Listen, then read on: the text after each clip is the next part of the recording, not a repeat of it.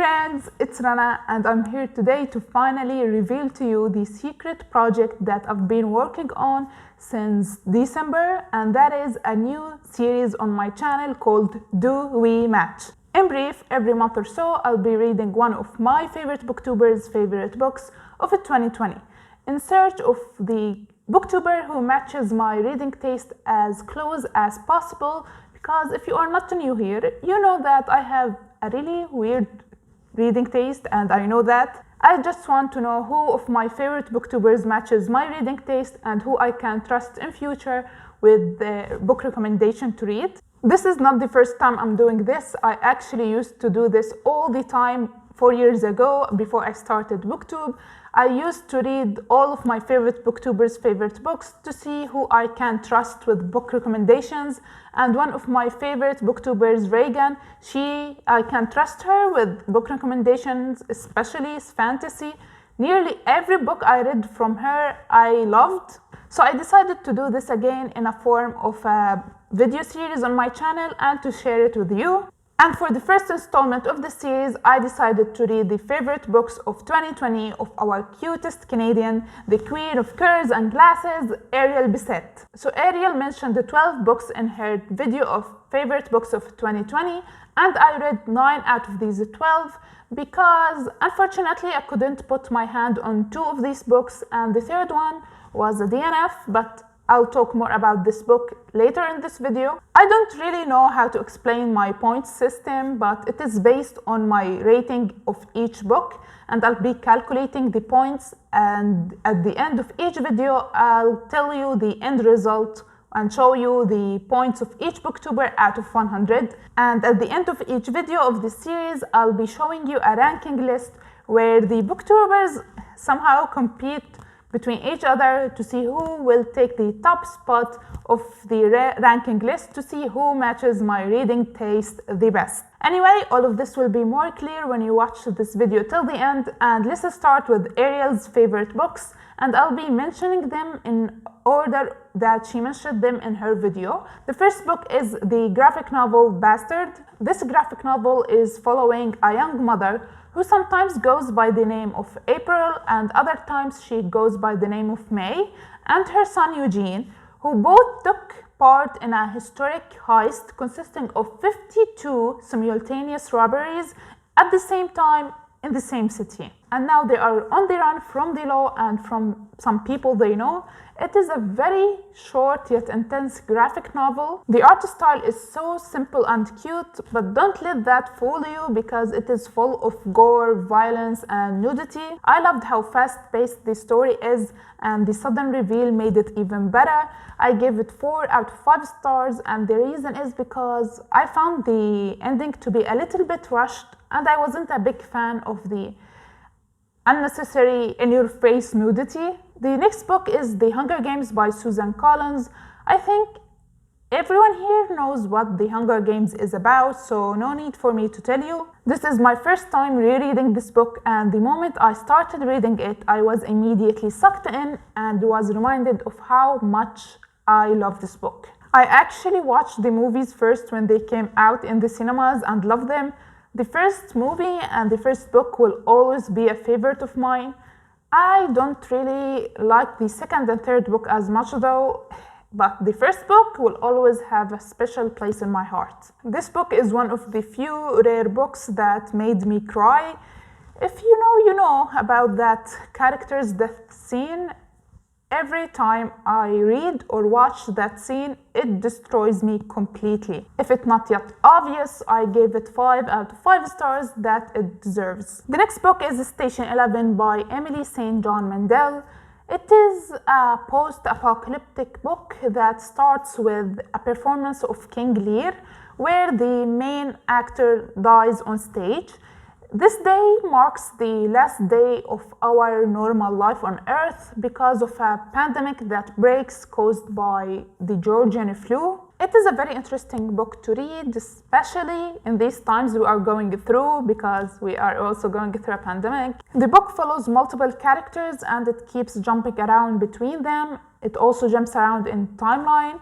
I think it is now year 20 since the pandemic started. It keeps jumping around from year 20 to year 8, then back to year 12, and so on. My problem with books that follow multiple characters is that I am always interested in some characters over others.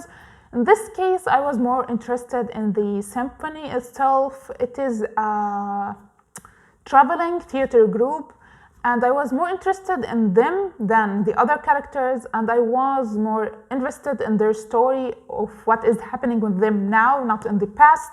There was this one character who I didn't care for. She used to write and draw a graphic novel. She was married to the actor who died at the beginning of the book performing King Lear. Every time we go to her part, we start reading about her. I felt like it was so boring and it pulled me out of the story. There was also this one interesting character who was referred to as the Prophet. He didn't have that much lines, but every time he opened his mouth, he irritated the hell out of me. Every time he spoke, I rolled my eyes so hard, my head actually hurt. At first, I wasn't enjoying reading about many characters because I have a really terrible memory with names. But after a while, I started getting used to it. And if you are like me, don't worry. All of their stories, somehow in a really clever way, they intertwine. And at the end, everything makes perfect sense. But overall, I really enjoyed this book. I found it to be very interesting and I gave it 4 out of 5 stars. It is one of these slow-paced, thought-provoking books that will make you think about it a lot after finishing it. The next book is How to Do Nothing by Jenny Odell. First things first, stunning cover, I love it. Second things second, I didn't finish reading this book. I DNF'd 1 hour into the audiobook, which was, I think, 8 hours long. I wasn't having it, I wasn't enjoying what I'm listening to or benefiting from it in any way. It is a self-help book about how to do nothing, and from the 1 hour that I listened to, all I remember is that the author was talking about herself and for some reason about bird watching, and I was struggling to keep listening to the book, so I decided to DNF it. But don't worry, I won't be counting this book towards the end points of this video. I just wanted to mention it quickly. The next book is The Bell Jar by Sylvia Plath. Ariel, if you are watching this video by any chance, I love you, girl, but this book was not it for me. So The Bell Jar is about this young lady called Esther Greenwood who gets an internship in New York City. But things don't get as planned for her and she goes downhill from there. The first half of the book is about Esther having fun, going to parties, and being as annoying as she can possibly be. And the second half of the book is about her mental health and how she ends up in a mental hospital and all that jazz. While reading the first half of the book, I was resisting the urge of pulling the hair out of my head. I should have known that I wouldn't like this book when Ariel said, "It very much feels to me like a female Catcher in the Rye." I hate the Catcher in the Rye and I really dislike the Bell Jar. I think I discovered that I don't enjoy the stream of consciousness thing, and I wasn't a fan of the main character Esther, and I will tell you why now, but I just remembered that meme when we are reading classics and we be like, now I'm going to judge characters by standards so modern. Esther is so annoying and condescending. She made so many bad decisions I couldn't feel sympathy for her, like that one time when she left her friend unconscious, drowning in her vomit in front of her hotel room and going to sleep. She didn't help her friend who clearly needs it. And the way she talks in her head drove me crazy. She is a tall girl, and I know that because she likes to remind me every now and then that she is a tall girl and she is 5'10". I am 5'10" too, and let me be honest with you. Tall girls are very conscious about their height because of our amazing society and how they treat us. So because of that, we prefer taller men. But Esther talks about shorter men in a really disgusting way. Like that one time she referred to a man working in the hotel that she is staying in. She described him as being dwarfish. She looks down at everyone and judges people based on their appearances, and let me quote her for you: "I just didn't have any luck. I hated coming downstairs sweaty-handed and curious every Saturday night and having some senior introduce me to her aunt's best friend's son and finding some pale, mushroomy fellow with protruding ears or buck teeth or a bad leg. I don't think I deserved it. After all, I wasn't crippled in any way. I just studied too hard. I didn't know when to stop." Oh, poor you. With this trash personality of yours, I'm amazed that people are still introducing you to men. They are the ones who are supposed to be running away from you, Esther. Not to mention the racist remarks. She called people yellow Indians and she used the N-word over and over and over again, which made me really uncomfortable. I gave the Bill Jar 2 out of 5 stars, and I would have given it 1 star if it didn't talk about mental health, and because it was written in the 1950s, that's why it is the way it is. I've heard that the book is inspired by Sylvia Plath's real life, and I'm really sorry about what happened to her later on, but I'm here reviewing the book and talking about my feeling towards it, not towards Sylvia herself. But if she was like that in real life and she was racist like that, she doesn't pass the vibe check for me. I'm sorry. The next book is 10 Arguments for Deleting Your Social Media Accounts Right Now by Jaren Lanier. Now this was a good and fun self-help book. It talked about what you expected to talk about, and it is true to its title. The audiobook is very short. It is about like 4 hours, and it was really fun to listen to. The narrator did an amazing job. Very good book with convincing arguments. Will I be deleting my social media accounts anytime soon? Not really. I already barely use my Facebook account, and I don't have Twitter. I've never had a Twitter before. And it is the best decision I made regarding social media because Twitter scares the hell out of me. As for Instagram, I don't spend more than 10 minutes on it every day, so I think I'm on the right path. The only thing that I waste my time on is YouTube. I spend half of my waking hours watching YouTube, which I seriously need to fix. Anyway, great book, gave it 4 out of 5 stars. Next we have Sheets and Anne of Green Gables. Both are graphic novels by Brenna Thumler. I read Sheets and its sequel Delicates in 2020. Both of them are amazing reads and both of them got 5 stars from me. The story is about a young girl who runs her family's small laundry business, and she has a ghost friend. As for Anne of Green Gables, I've never watched or read anything related to Anne of Green Gables, which I think made my experience reading this graphic novel even better. I also loved it and gave it 5 stars out of 5. I think Brenna Thumler is an amazing artist and she is really underrated, in my opinion at least. I want more people to give her more attention and love for her works. The next book is Kim Ji-young, born 1982, by Cho Nam-jo. This book, oh boy, this book.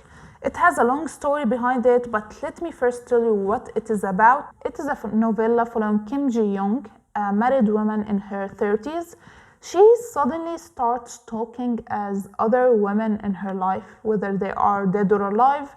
She keeps talking as them for a short while, and when she comes back to herself, she doesn't remember what happened. Her husband, for obvious reasons, starts to worry about his wife and her condition, but then the book goes back in time and we get to know a little bit about her mother and how she gave birth to her in 1982. Then we follow Kim Ji-young's life throughout her childhood, then teenage years in school, then uni, her work, how she met her husband, then gave birth to her daughter, all while we get to know her struggles as a woman and what women has to deal with and their sacrifices in South Korea. Of course, all of these things don't only apply to South Korean women, it applies to women all over the world. I related to some of the things that she went through, and every day I hear and see other women around me going through the same shit that Kim Ji-young went through. Now, this book was originally published in South Korea in 2016. And the author herself, Cho Nam-joo, stated that the book is heavily inspired by her own experience. When the book came out, it hit a nerve in South Korea and it sold more than 1 million copies. It sparked a debate about sexism and feminism in South Korea. A lot of Korean celebrities were attacked online for encouraging the public to read this book, and the most famous incident that happened because of that is with the idol called Irene from the K-pop group Red Velvet. She received many hate and even death threats just because she is reading the book. And last year, this book was turned into a movie. I didn't watch it yet, but I'm planning to watch it soon. When it was announced that they are going to turn it into a movie, they announced that the cast will be the actress Jung Yoo-mi and the most beloved actor in Korea, who is called Gong-yoo. They both received many hate just because they accepted their roles in this movie. But both of them stood their ground and completed filming the movie. And when the movie came out, it also sparked another round of debate about sexism and feminism. But the funny thing is that I didn't find any harm in this book whatsoever. I found it to be an amazing book that portrayed the real lives of women and their struggles, packed with stats and facts. It is a fiction book, but throughout the book there were footnotes explaining and giving facts and stats about the events that are happening in the book, that it is actually happening in real life. I genuinely can't understand why this book received that much hate from men. I saw some comments saying that Korean men's lives are hard too, like they waste 2 years of their lives in the military. And I really don't understand what does that have to do with anything. No one said that men are having it easy in South Korea, but the book is not about men after all. It is about women's real life struggles inspired by the author's own experience, who happens to be a woman herself. I feel like this mindset is really popular in the Asian and Arab countries, where men think that anything feminist is an attack on them, which is not. And women in the East can't express their want for justice and equality without men shitting their pants. Anyway, this book is a masterpiece and a must read. I give it 5 out of 5 stars. And that last line shook my core and left me speechless.